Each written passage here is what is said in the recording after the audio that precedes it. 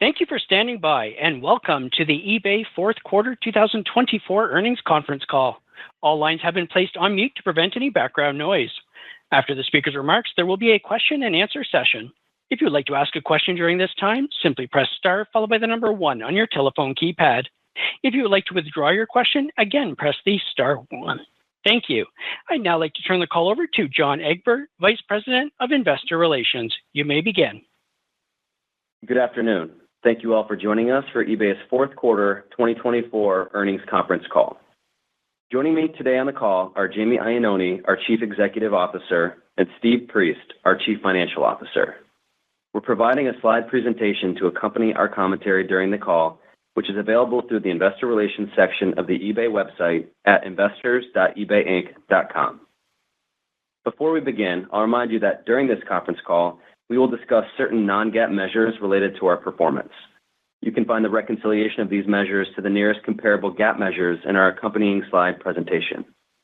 Additionally, all growth rates noted in our prepared remarks will reflect organic, FX-neutral, year-over-year comparisons, and all earnings per share amounts reflect earnings per diluted share unless indicated otherwise. During this conference call, management will make forward-looking statements, including, without limitation, statements regarding our future performance and expected financial results. These forward-looking statements involve known and unknown risks and uncertainties. Our actual results may differ materially from our forecasts for a variety of reasons. You can find more information about risks, uncertainties, and other factors that could affect our operating results in our most recent periodic reports on Form 10-K, Form 10-Q, and our earnings release from earlier today. You should not rely on any forward-looking statements. All information in this presentation is as of February 26, 2025. We do not intend and undertake no duty to update this information. With that, I'll turn the call over to Jamie. Thanks, John. Good afternoon, and thank you all for joining us today. Our strong Q4 results capped off a transformative year for eBay. We executed our 2024 plan with precision and took significant steps toward our vision of reinventing the future of e-commerce for enthusiasts. I'll begin with some highlights from the full year. We ended 2024 with 3 consecutive quarters of positive growth in gross merchandise volume, despite continued challenges in the global economy. For the full year, GMV grew by more than 1% to $75 billion. Our focus category volume grew 5% in 2024 and accelerated gradually over the course of the year, despite increasingly difficult comps. The rest of our marketplace, or core categories, also stabilized and were nearly flat year over year in 2024, benefiting from our horizontal and geo-specific investments. Building on our success in Germany in 2023, we executed a significant overhaul of our C2C experience in the UK, leading to a notable improvement in GMV trends in Q4.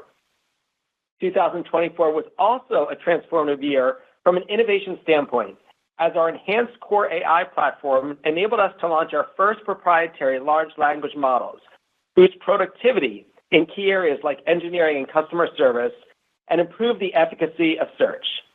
The majority of our sellers are now using Gen AI tools like Magical Listing, AI-enhanced product backgrounds, and automated social media posting. We also rolled out exciting AI-powered experiences for buyers, such as Explore and Shop the Look, that enhance discovery, particularly for long-tail inventory. We balance these disciplined investments and long-term growth initiatives with continued operational efficiency, enabling us to grow non-GAAP operating income by over 4% year over year, while expanding non-GAAP operating margin by 70 basis points. Lastly, we created significant shareholder value by growing non-GAAP earnings per share by 15% to $4.88, while returning nearly $3.7 billion of capital through repurchases and dividends. I'm proud of our teams for achieving these results and laying the groundwork for us to further accelerate innovation for customers in 2025, while remaining on the path towards sustainable long-term growth. Now I'll discuss some of the key highlights from Q4 before providing insights into our strategic priorities for 2025. We saw continued top-line growth in Q4 as GMV grew by more than 2% to $19.3 billion, an acceleration of over 1 point sequentially. These results were driven by strong execution against our Q4 roadmap and solid consumer demand during the shortened holiday shopping season. Focus categories remained a key driver of overall growth, as they accelerated to over 6% GMV growth in Q4. This was nearly 6 points faster than our core categories, which were modestly positive in Q4 after accelerating by 1 point versus Q3. Trading cards volume accelerated to healthy double-digit growth, making this category the largest contributor to GMV growth in Q4. We drove significant innovation for trading card enthusiasts in the past year, including rolling out magical bulk listing, expanding our authentication and grading partnerships, scaling up eBay Live, and improving our catalog data across multiple sports and genres. We also added consignment through PSA, as its customers can start auction and fixed price listings with just a few clicks. Overall, these enhancements positioned eBay well to capitalize on resurgent demand for trading cards throughout 2024. Motors, parts, and accessories, or P&A, was also a significant driver of focus category growth, as Q4 GMV trends were consistent with prior quarters of 2024. Our growth benefited from continued investment in building our assortment, including connecting with professional sellers in the UK and Germany, sourcing more certified green parts in the US, and expanding our access to private label inventory overseas. On a global basis, our P&A inventory grew by double digits during Q4, and we now have over 700 million live P&A listings on eBay.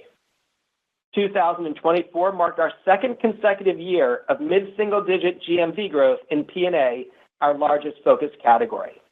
A major driver of this turnaround was reestablishing eBay as a trusted place to shop for auto parts. Earlier this month, we further enhanced the trust equation for millions of auto enthusiasts on eBay with our acquisition of Caramel, which enables a secure, end-to-end online vehicle purchase experience across all 50 U.S. states.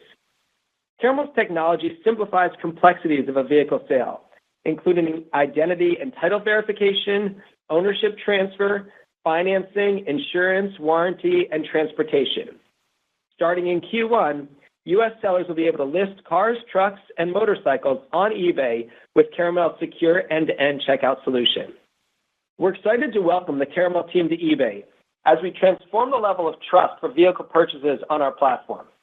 We believe eBay's scaled audience of auto enthusiasts, combined with Caramel's innovative technology, enables us to better tap into the estimated $75 billion TAM for collectible cars in the U.S. We also expect an improved vehicle transaction experience to drive synergies within other categories, as our average vehicle buyer also spends thousands of dollars annually on P&A and non-motors items across the eBay marketplace. A key lever for driving awareness and consideration with enthusiasts has been telling the eBay story in new and different ways. In Q4, we began partnering with a cast of influencers across industries to reinforce eBay's position as the trusted marketplace for things people love, including YouTuber Emma Chamberlain, Olympic gold medalist Chloe Kim, fashion designer Margarita Missoni, and many more. As passionate eBay customers themselves, these cast members are curating personalized storefronts highlighting their favorite eBay products. Throughout 2025, you'll see this cast amplify our value proposition to their audiences across various forms of media. In October, we made a significant investment in our second largest market through an overhaul of our C2C value proposition in the UK. We are confident that with these changes, we will capture more of the total addressable market in re-commerce. While it's still early, I'm extremely encouraged by the results we've observed to date. In Q4, we saw a double-digit improvement in C2C GMV growth versus our pre-launch baseline in the UK, alongside 20-plus point improvements in C2C first-generation listers, new and reactivated sellers, and local pickup GMV. Notably, sales within focus categories and other mid to high ASP items were the biggest beneficiaries of these changes, lifting our UK C2C ASP overall in Q4. Following the removal of seller fees for C2C listings across most categories in October, we introduced a buyer protection fee for UK C2C transactions earlier this month. This fee allows us to offer the same protection to buyers that they receive when purchasing from business sellers. We rolled out buyer fees progressively over roughly 2 weeks in February, listening closely to our community to ensure our fees were transparent and well understood. While we expected some level of elasticity following the addition of buyer protection fees, encouragingly, the early results were slightly better than our expectations. In Q4, we also launched the eBay Balance feature to millions of C2C sellers in the UK, which enables them to use their earnings to purchase products on eBay, cover selling needs like shipping labels and promoted listings, or withdraw their funds. eBay Balance has been well received thus far, and adoption rates have exceeded our expectations. The majority of sellers with an open balance have applied it to their eBay purchases, which is also beneficial to our marketplace as it carries zero cost of payments.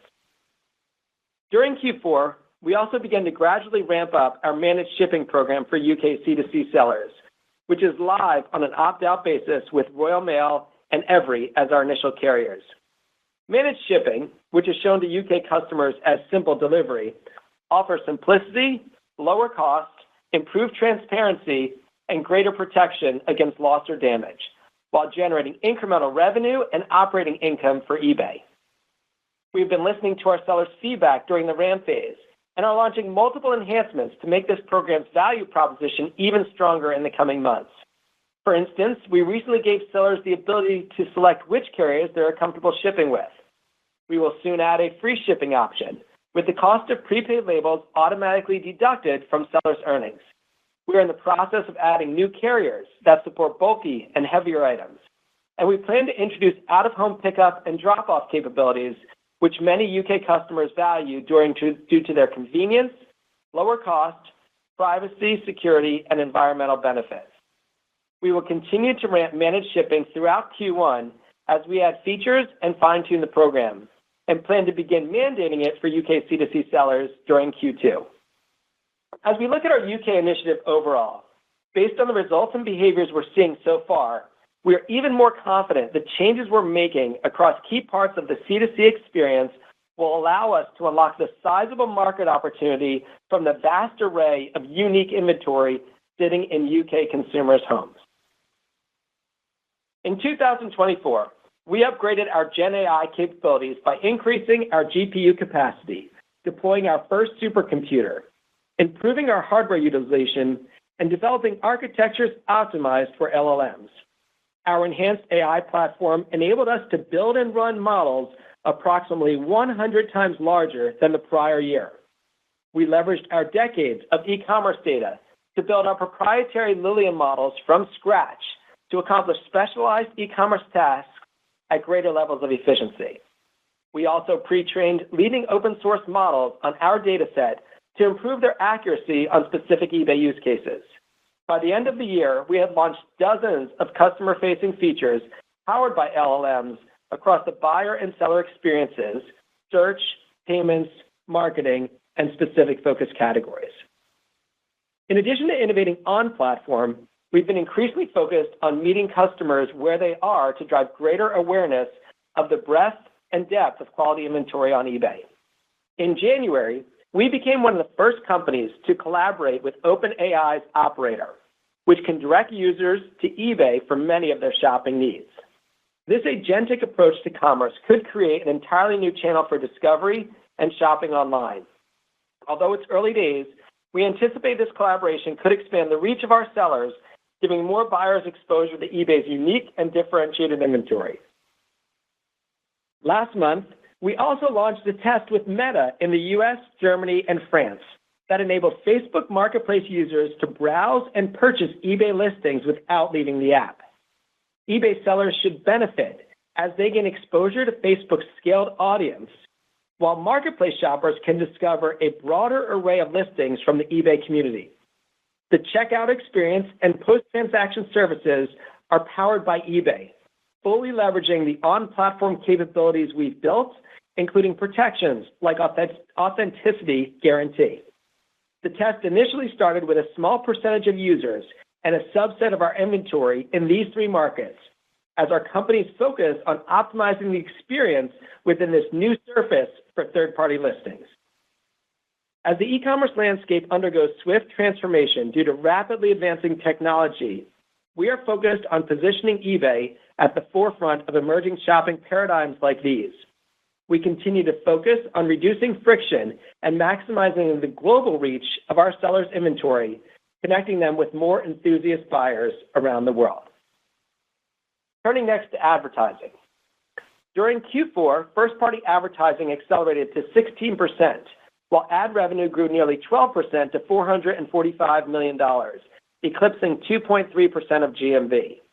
Approximately 3.4 million sellers adopted a single ad product during the quarter, and we ended Q4 with more than 1.1 billion live promoted listings out of nearly 2.3 billion total listings on eBay. First-party advertising growth was broad-based across products during Q4. Promoted listings general ads were the largest contributor to year-over-year growth in Q4 on the back of continued ad rate, algorithm, and placements optimization. Adoption of promoted listings priority and promoted offsite units also increased as we introduced enhanced capabilities for campaign and budget management. In payments and financial services, we continue to focus on adding new and locally relevant ways to pay on eBay to expand buyer choice, drive conversion, and optimize our payment mix. During Q4, we announced a global strategic partnership with Klarna to offer buy now, pay later solutions in the UK and several new European markets, expanding on our successful launch in Germany. We've been extremely pleased with the early results as we've observed average order values on Klarna transactions to be roughly 3 to 4 times higher than the average basket size in these markets. As the pioneer of e-commerce, sustainability continues to be a core part of our purpose as a company. I am pleased to announce that eBay has set a 2045 net zero carbon emissions target that has been recently validated by the Science Based Targets Initiative. I'm also proud that in 2024, we sourced 100% of our energy consumption for eBay-controlled offices and data centers from renewable sources, reaching our 2025 renewable energy target 1 year early. Looking forward, our investments across our strategic pillars in 2024 laid a strong foundation for us to build upon in 2025 as we continue to work toward reinventing the future of e-commerce for enthusiasts. In support of the first pillar of our strategy, relevant experiences, we'll continue to innovate within existing focus categories and extend our playbook to new categories. In collectibles, we plan to continue innovating on behalf of the hobby by developing new experiences with PSA, realizing more synergies with TCG Player and Golden, and meaningfully scaling our eBay Live business as we optimize the experience for enthusiasts. In P&A, we are focused on automating the application of fitment data on new and existing listings, developing more experiences for do-it-for-me buyers, and expanding our access to well-priced supply in key areas like used and green parts. We'll also invest in our enhanced transaction process for vehicles through Caramel to tap into the significant TAM within collectible cars and drive synergies across our marketplace. In fashion, we plan to leverage AI to better showcase emerging trends, innovate on Explore and Shop a Look, and improve merchandising to highlight our sellers' vast amount of desirable fashion inventory. We are also focused on improving trust through enhanced condition grading standards and leveraging our global footprint to tap into new sources of luxury supply. From a geographic perspective, we'll continue optimizing the C2C experience in the UK and Germany, while also investing in significant enhancements to our global buying hub, which serves millions more buyers around the world. Within our second pillar, scalable solutions, we aim to continue driving healthy growth in advertising by increasing seller adoption of promoted listings priority and promoted offsite. We plan to continue optimizing promoted listings general placements and recommendations. We'll add new capabilities to promoted stores and allow brands to fund these ads for third-party sellers to promote re-commerce. Within financial services, we'll continue to add more locally relevant payment options, streamline the checkout experience, and optimize our cost of payments. We also plan to scale up our seller capital offering to serve the needs of more small and medium-sized businesses, which make up the majority of volume on eBay. And as it pertains to our third pillar, magical innovations, in 2025, we'll build on our core AI foundations to train and deploy models significantly larger and more sophisticated than what we operated in 2024, including visual and multimodal models. We'll also conduct pre-training and instruction tuning of existing models to distill them to smaller sizes optimized for specific tasks, driving improved accuracy, reduced latency, and lower compute costs. I'm excited to see how our enhanced AI capabilities will continue to improve experiences like Magical Listing, Shop the Look, and Explore in 2025. We'll also leverage these models to touch more parts of the consumer experience this year to make it more modern and seamless. I'm also energized by how much our company has embraced this new technology to change how we work and execute as a company. This year, we're empowering every employee to leverage Gen AI tools to fundamentally change the experience on eBay and deliver value to customers.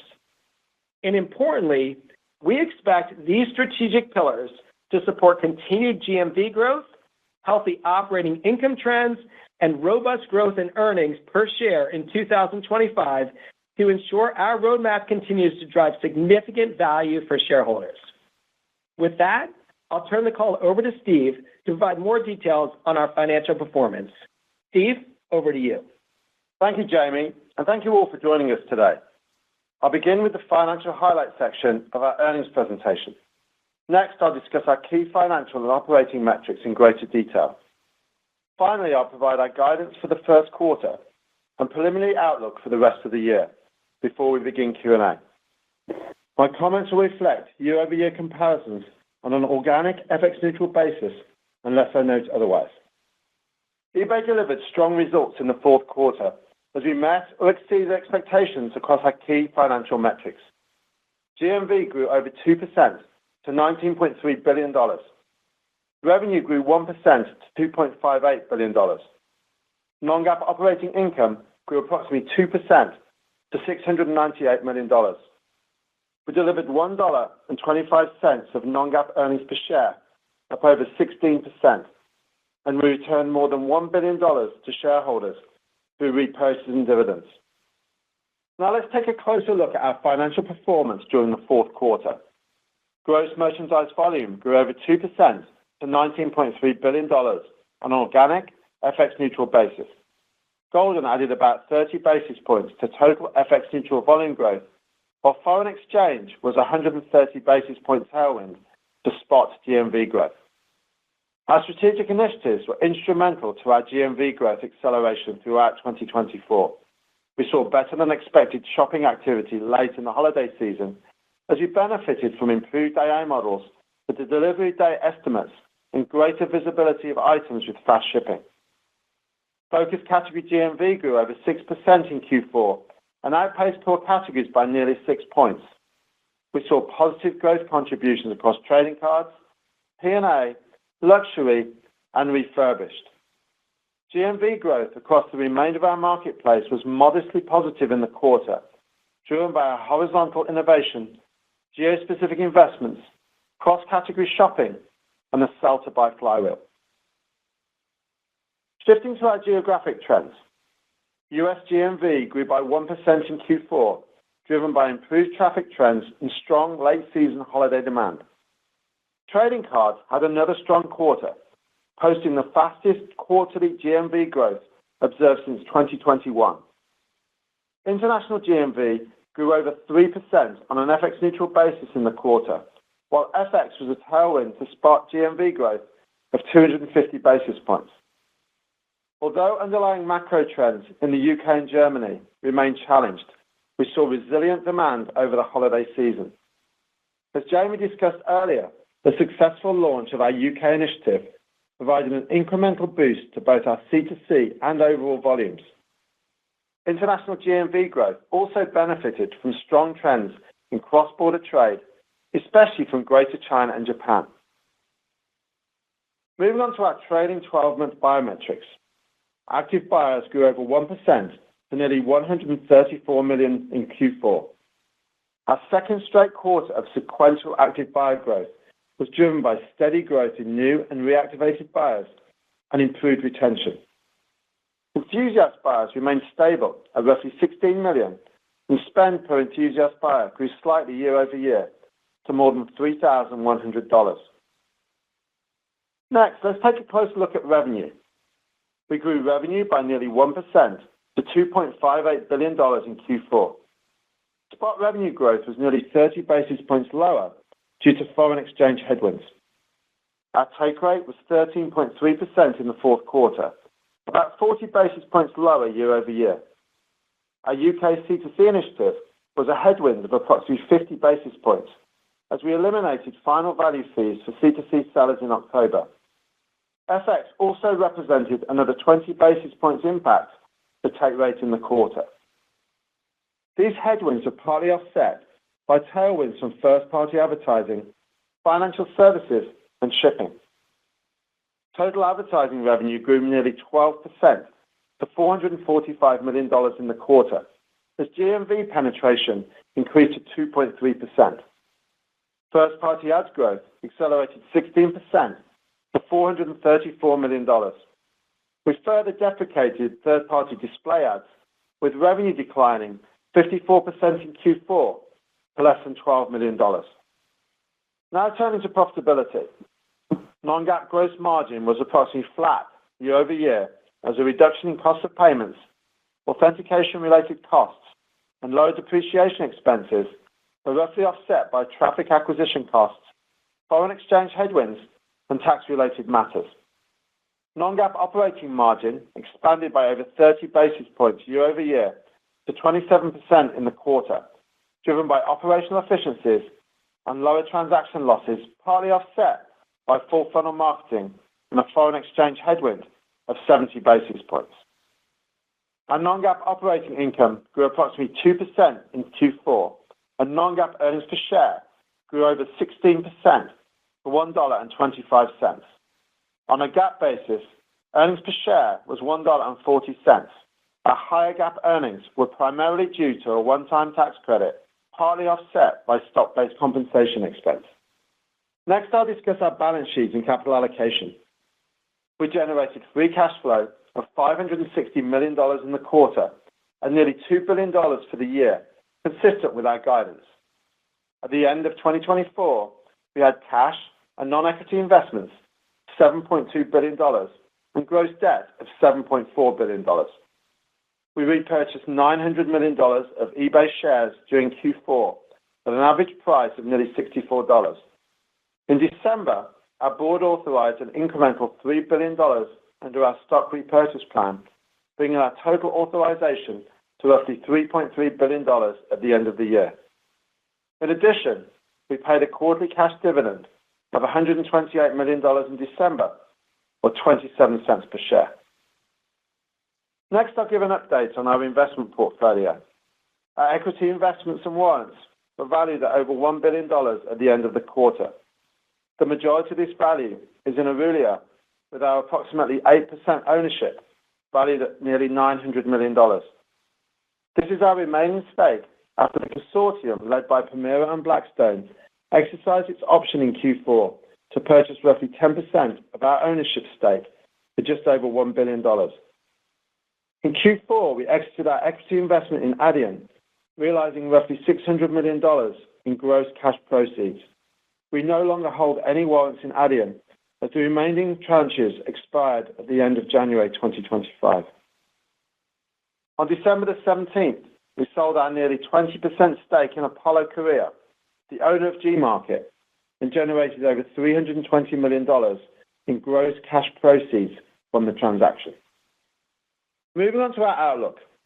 For the first quarter, we expect GMV between $18.3 and $18.6 billion, representing FX-neutral growth between flat and 1% year over year. This includes an expected contribution of approximately 30 basis points from Golden. For prevailing exchange rates, we expect FX to be nearly 140 basis points of headwind to GMV growth in Q1. Our guidance assumes continued momentum in focus categories, positive contributions from horizontal innovations, and continued benefits from our UK initiative. However, our outlook is tempered by continued macroeconomic challenges in the UK and Germany, the potential impact of tariffs, and calendar considerations. We are contemplating a range of outcomes for tariffs in our guidance based on what we can see and forecast. We also face a net headwind of 50 basis points due to lapping the extra leap day in 2024, partly offset by Easter falling in April this year as opposed to March last year. The Easter timing is a benefit this year, as we typically see less shopping activity during the holiday. We expect to generate revenue between $2.52 and $2.56 billion in the first quarter, implying -1% to +1% FX neutral growth. We estimate FX would represent roughly 60 basis points of headwind to spot revenue growth at current rates. The UK C2C initiative will weigh on our Q1 take rate on a year-over-year basis, as buyer protection fees were rolled out midway through the quarter. Additionally, we plan to begin mandating managed shipping in the UK during Q2 as we implement the enhancements for C2C sellers that Jamie discussed. We forecast non-GAAP operating margin between 29 and 29.4% in the first quarter. On a year-over-year basis, we expect ads and financial services to contribute to margins, along with a modest contribution from buyer protection fees. These tailwinds are more than offset by a 70 basis point increase in depreciation expenses and 20 basis points of M&A-related expenses. As a reminder, we extended the useful life of our servers and networking equipment from 3 to 4 years in 2024. This change benefited our margins last year, but created a headwind for 2025. Based on these assumptions, we forecast non-GAAP earnings per share between $1.32 and $1.36 in the first quarter, representing year-over-year growth between 6 and 9%. Next, I'll share some updated thoughts on the full year. We expect to generate low single-digit GMV growth in 2025 on an FX-neutral basis. Based on current exchange rates, FX would be over 1 point of headwind for full-year spot growth. This outlook is balanced against the risks and uncertainties surrounding tariffs and how they could change demand due to consumer elasticity. Our outlook includes a modest volume contribution from vehicles following the Caramel acquisition, although we expect the impact to be immaterial in Q1 and gradually ramp throughout the year. The existing vehicles business on eBay Motors was not included in reported GMV for many years since we did not charge transaction fees. However, we will start reporting GMV for vehicle sales executed through Caramel's end-to-end service. For the full year, we expect revenue growth modestly higher than GMV on an FX-neutral basis, with FX creating a 40 basis point headwind to spot growth. Advertising, shipping, and financial services are all key drivers of revenue and take rate this year. Once managed shipping is fully ramped, we would expect our UK C2C take rate to be slightly higher than our run rate prior to Q4 of 2024. We expect non-GAAP operating income growth relatively in line with revenue on an FX-neutral basis. We estimate FX would represent roughly 50 basis points of tailwind to spot operating income growth at current rates. There are several headwinds embedded in this outlook that we expect to impact full-year operating margins. First, the servers and networking equipment depreciation dynamics I called out for Q1 will be a half-point headwind for full-year gross and operating margins. Second, based on our updated ramp schedule, UK managed shipping should negatively impact operating margins by roughly 30 basis points due to gross revenue recognition. We continue to expect positive operating income dollar contribution from this program in 2025. Third, we estimate nearly 20 basis points of M&A-related headwind. These headwinds are partly offset by an estimated 30 basis point tailwind from FX based on current rates. We forecast capital expenditures to be between 4 and 5% of revenue for the full year. We are significantly increasing our GPU capacity again in 2025. I'm pleased to be able to do so within our historical average budget. We expect our non-GAAP tax rate to remain stable at 16.5%. As it pertains to free cash flow, we have a number of unique tax considerations in 2025. In addition to our standard tax payments, in Q2 of 2025, we expect to pay net cash taxes of nearly $650 million related to our Advanta, Arulia, Adyen, and Gmarket transactions in 2024. We will also pay the final year of our repatriation tax obligation for $292 million in Q2. Additionally, changes to the tax treatment of R&D expenses represent a headwind of over $100 million in 2025. While these unique items will weigh on reported free cash flow this year, excluding these impacts, normalized free cash flow is expected to be comfortably north of $2 billion. None of these impacts are expected to repeat in 2026, with the exception of the R&D headwind, which will be less material as we have built up a 5-year history of capitalized R&D assets. On the capital allocation front, we are targeting share repurchases of at least $2 billion in 2025. Our board also declared a quarterly dividend of 29 cents per share for Q1 of 2025 to be paid in March, an increase of 2 cents from the quarterly dividends paid out in 2024. Based on these assumptions, we still expect non-GAAP earnings per share growth in the high single digits for 2025.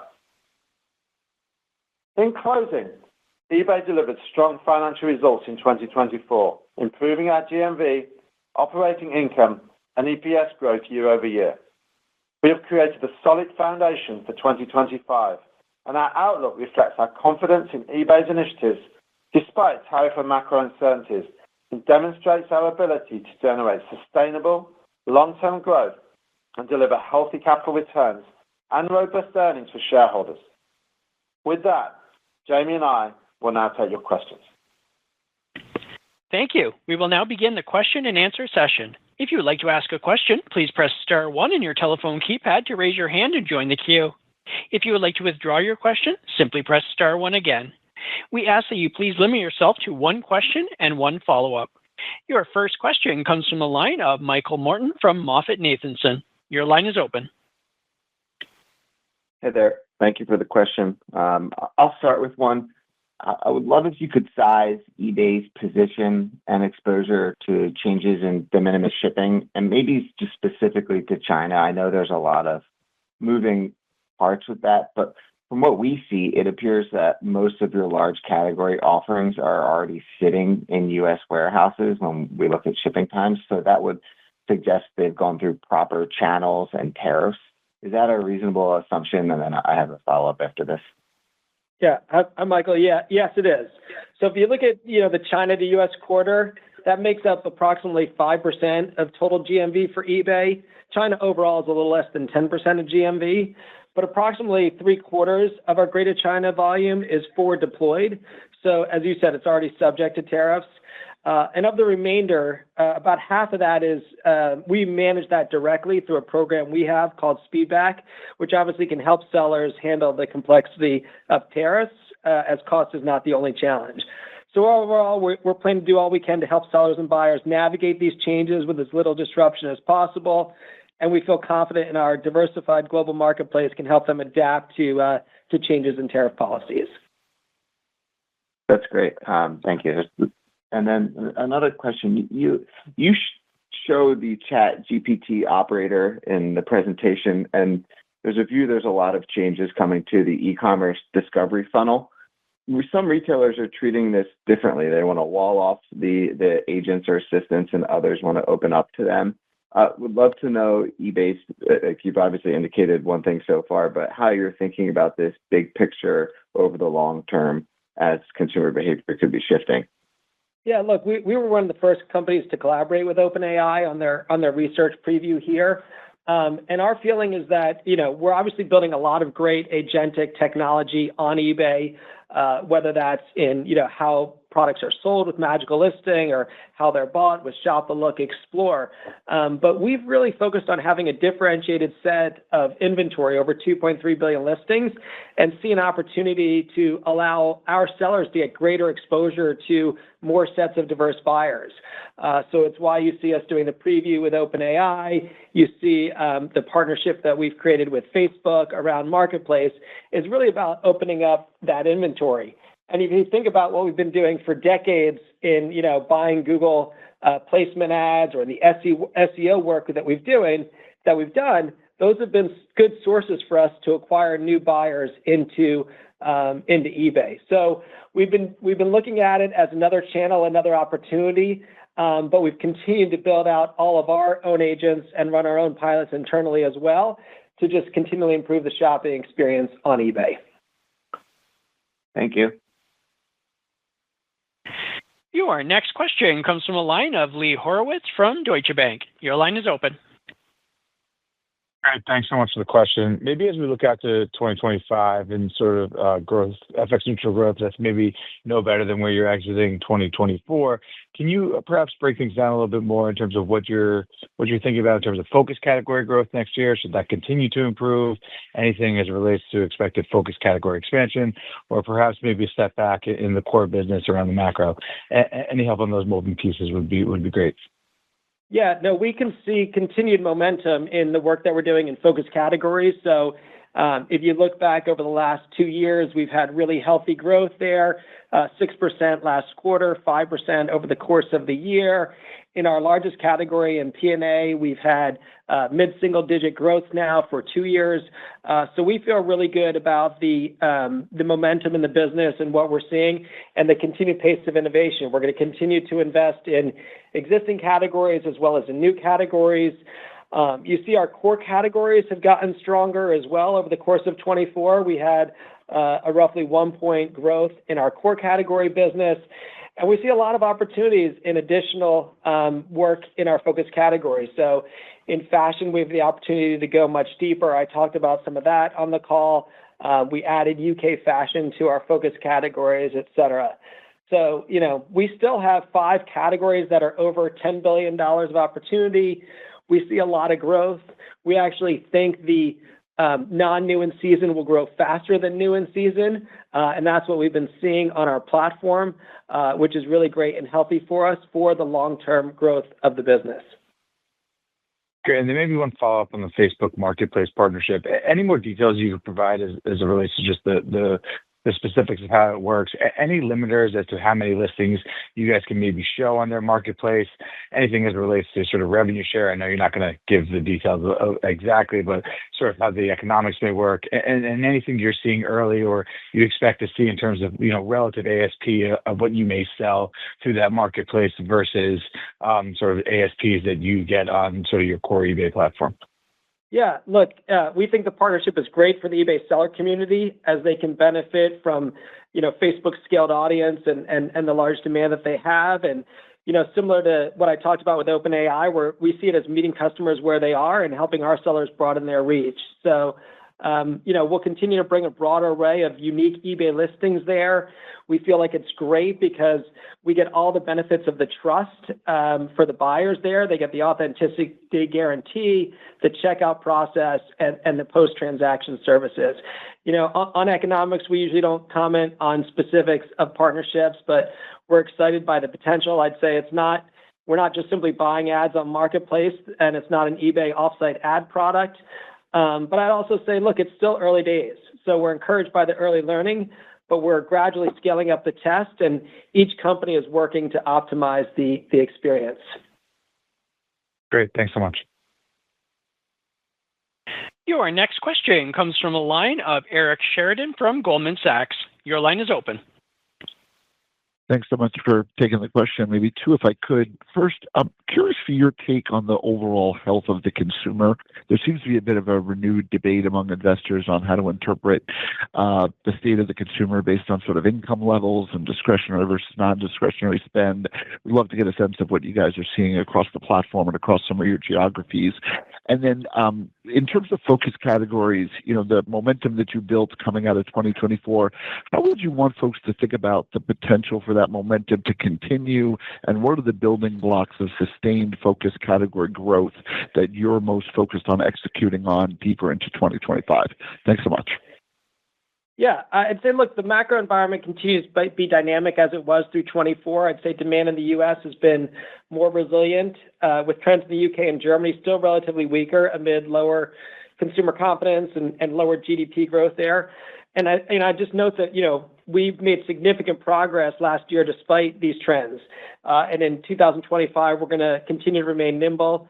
I would say the more affluent customers, our luxury businesses continue to perform well. Handbag, I talked about collectibles being double-digit growth right now. And so I think it's more the less affluent consumer who's pressured in this environment. When you think about the momentum in 2024 of focus categories, we see us building on a lot of the strengths that we've created and the momentum that we have in 2024, building off of non-new in season. So, I talked about collectibles, right? We are just getting started in how we're working with PSA, how we're working with TCG Player to take advantage of the opportunities in collectibles and build on the focus strategy that we have there. I'd say ditto for eBay Live and the growth that we're seeing and the new collectible-based features we've launched there, like case breaks and buy spot, et cetera. We've been recently increasing the exposure of what we've done in eBay Live on the homepage and on our Live Hub. I talked about the work in P&A, and we see vehicles as not only another opportunity to drive growth in the business, but another opportunity to drive synergies with our parts and accessories business, which is, one of our largest focus categories, as you know. And then, when I look at fashion, Eric, we do over $10 billion in fashion. And in my opinion, eBay is just starting to innovate on this focus category, right? It wasn't until 2 quarters ago that you could even save your size on eBay, which is a pretty simple feature. And now we're using AI to do things like shop the look and explore and build great discovery. And what that does is it really shows off the amazing inventory. And you can tell by the size of the category that we have amazing inventory on the platform, and that's what we hear from buyers. And so being able to put our playbook against that category is exciting. So I guess I'd just say, I feel really good about the momentum in focus categories, what we're seeing, and the roadmap and the plans that we have for 25 to keep that going.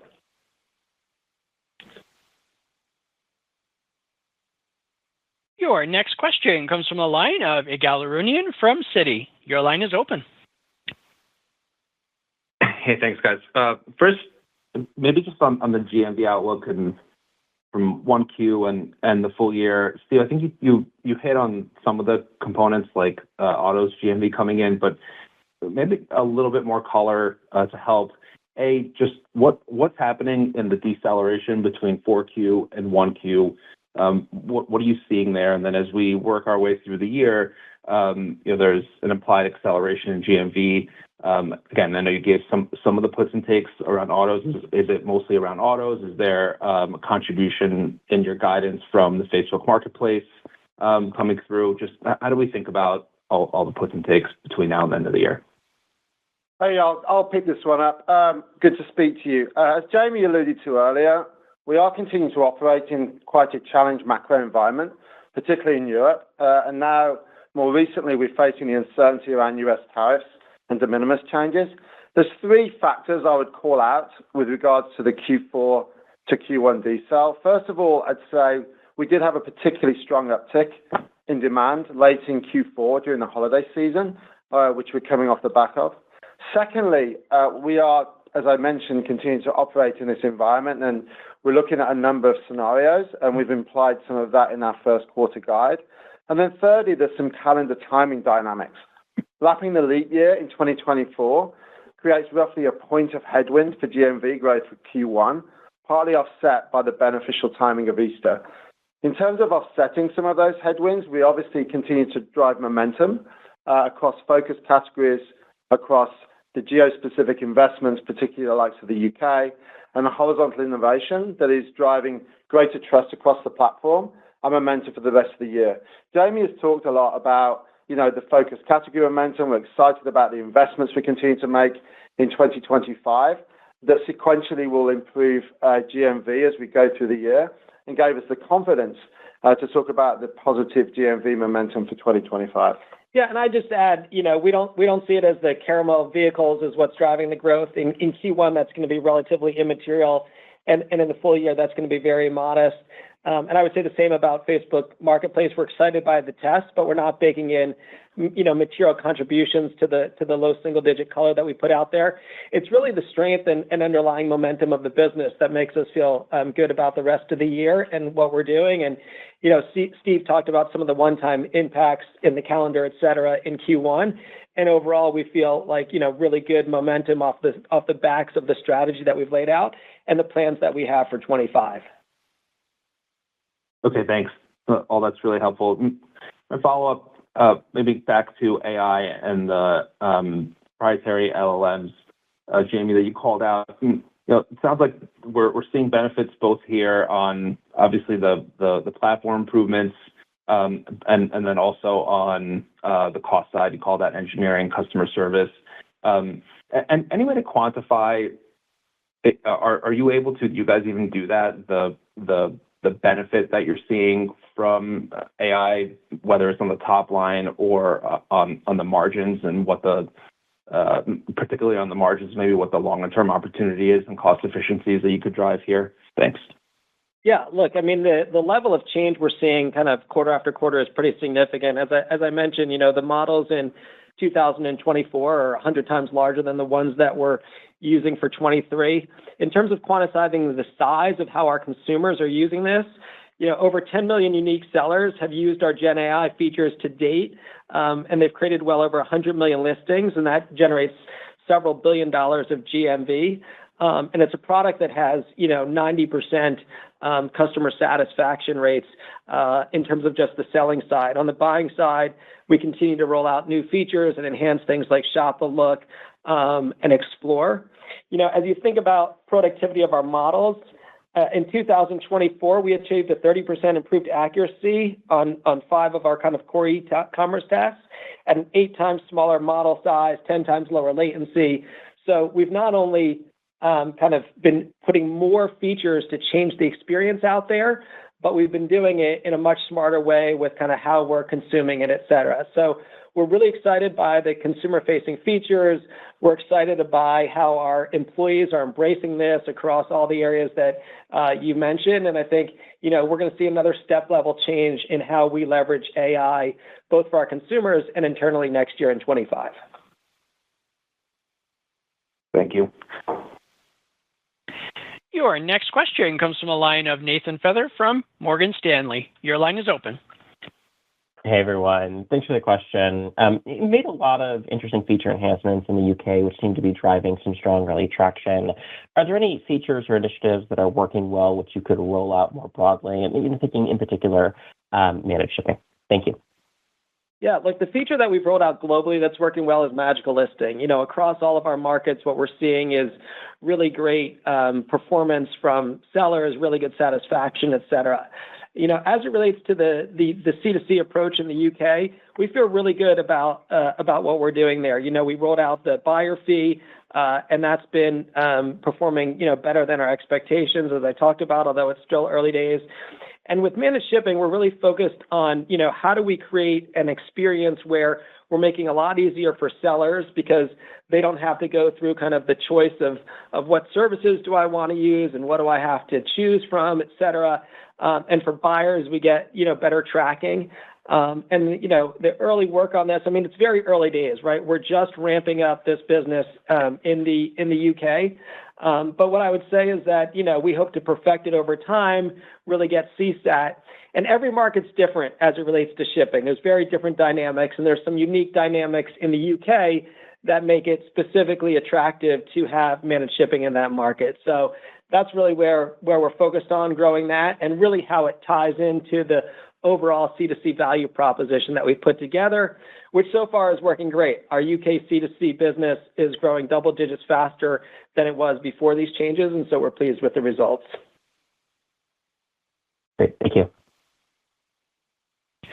Your next question comes from a line of Colin Sebastian from Baird. Your line is open. Thanks, guys. Good afternoon. First off, on advertising as a follow-up and the uptick in the penetration rate, is that some of the newer ad formats driving that? And I guess, how are you thinking about the longer-term attach rate opportunity?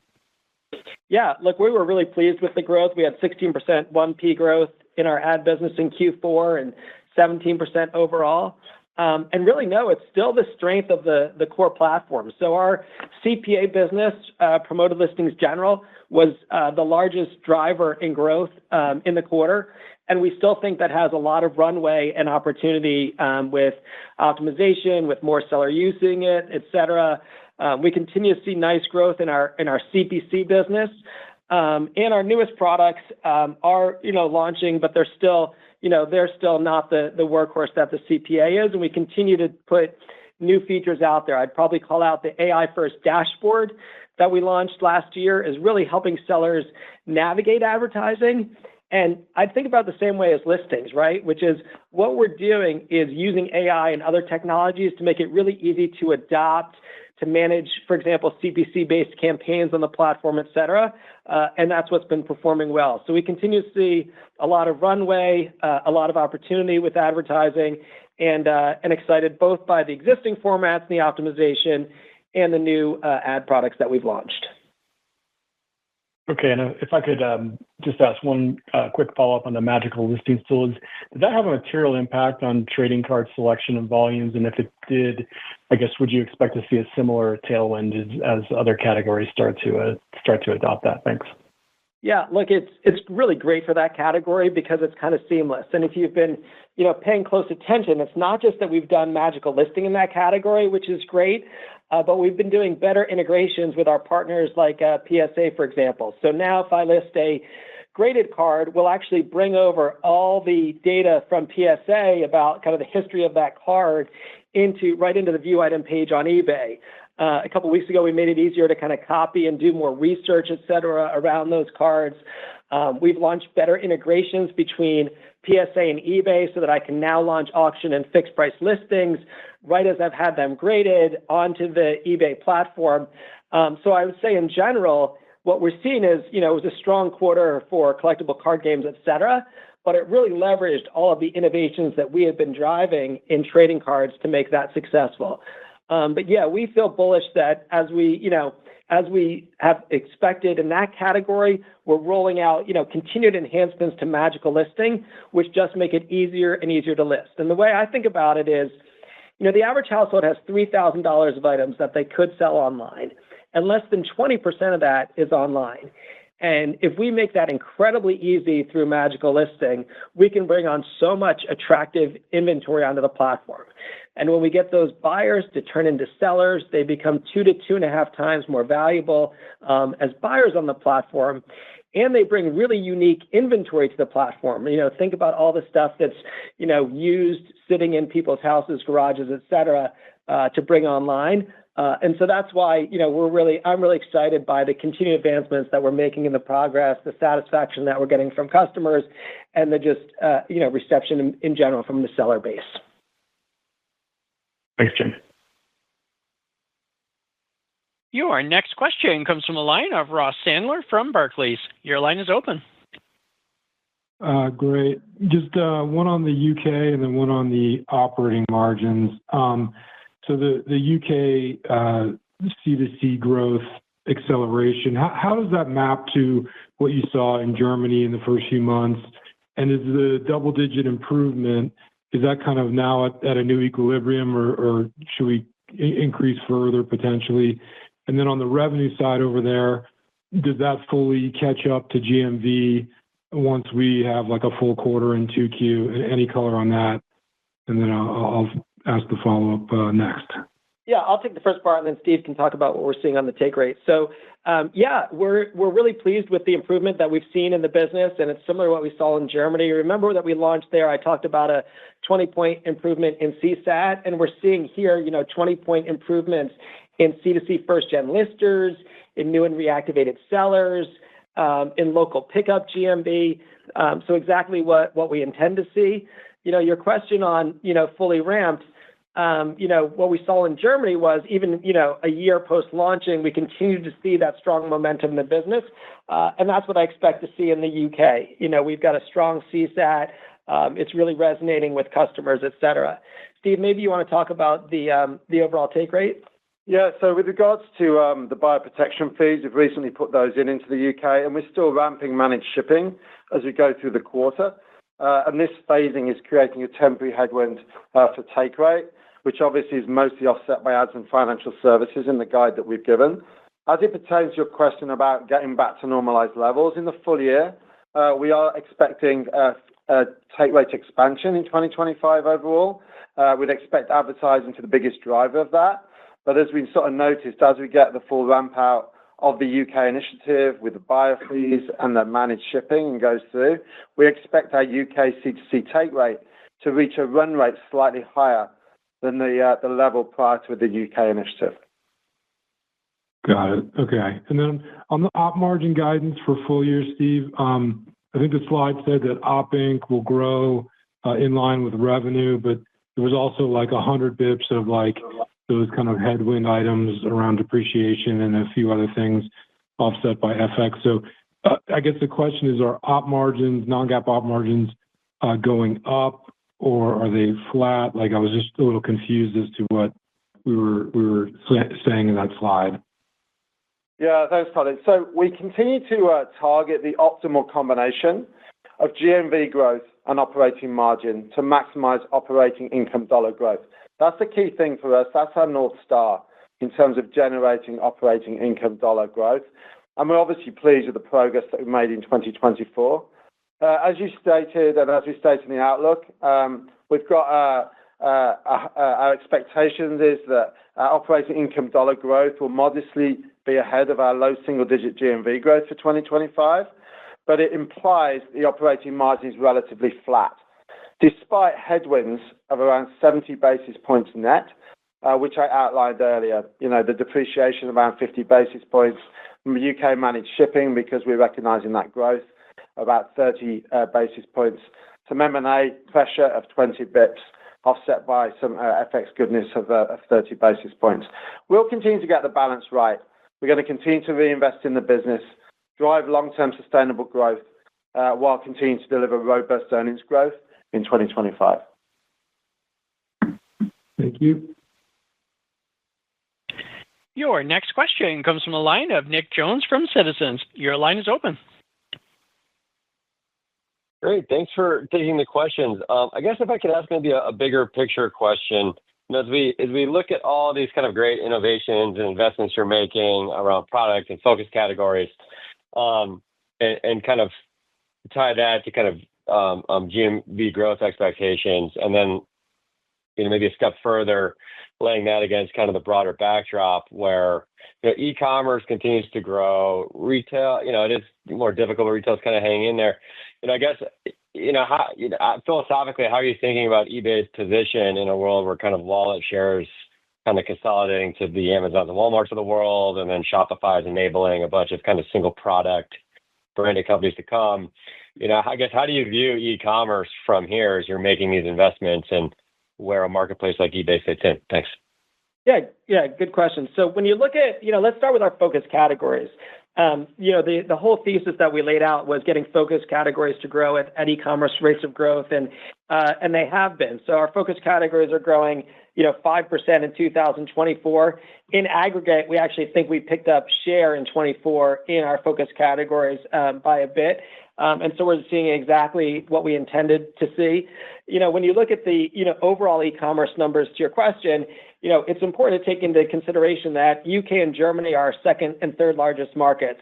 And when you look at those e-commerce growth rates over the course of last year, they've been kind of hovering around the 0% range, and that's overall e-commerce. So that includes consumable e-commerce, which is, like grocery pickup, et cetera, is all in those numbers, which has been growing, especially with inflation. And we play more in the discretionary commerce. So, from a relative perspective in this macro environment, we feel really great about the performance that we're seeing. The past 3 quarters, we've seen positive GMV growth. But we're only partway through the strategic work that we're doing. And as we get to new focus categories, as we've made improvements in the horizontal experience, leveraging Gen AI, we've gotten to the point where our core categories are growing as well. And then we're continuing to invest really around this, non-new in season area where we see, market share growing potentially even faster than new in season over time. So, we're going to continue to launch new areas and new verticals and new categories, like I talked about with vehicles and eBay Live. We're unlocking a much bigger TAM opportunity in the UK with what we're doing in C2C. And we feel good about, building off of the momentum that we have, even in this macro environment. Hey, operator, can we do one last question, please? Your final question comes from the line of Stephen Ju from UBS.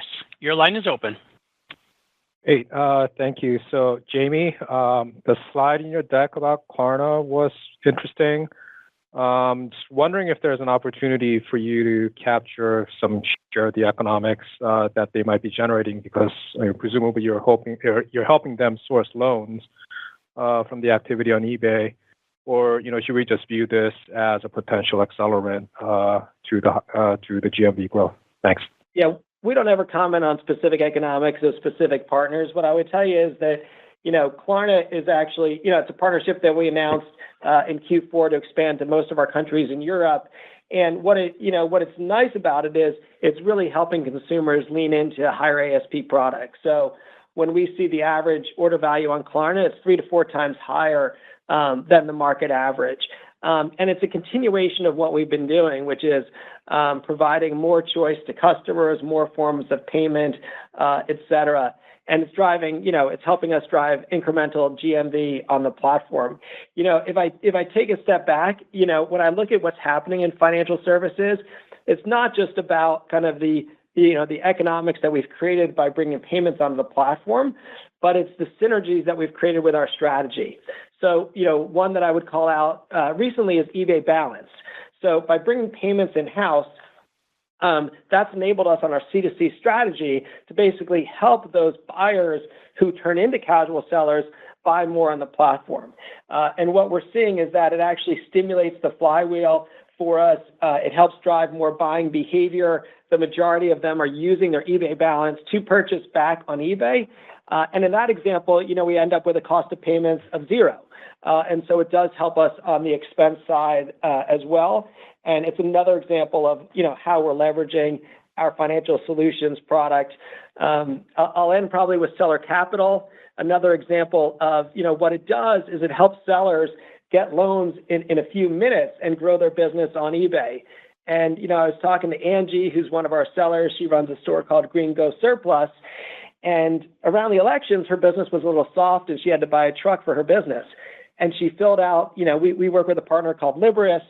She fills out this form in a couple of minutes and then relatively quickly has that loan. And she was like, this helped me get through, that tough time period of my business. I've already paid off a third of the loan here really quickly. And it's another example of how we're kind of supporting small business on the platform. So excited for the Klarna deal, but also just excited more broadly with the work that's happening with our financial services team. Thanks for the question, Stephen. And this concludes eBay's fourth quarter 2024 earnings conference call. Thank you for your participation. You may now disconnect.